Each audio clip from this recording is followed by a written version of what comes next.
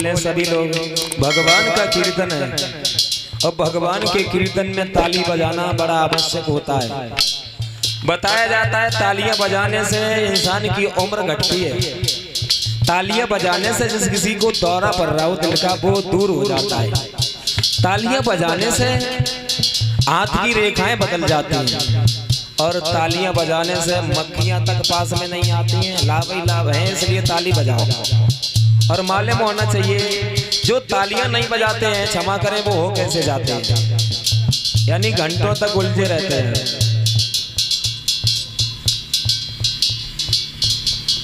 तीन बहनें थी, भगवान की दुआ से हमने तो जब सोची कि इन लोगों ने कीर्तन नहीं बोले हैं।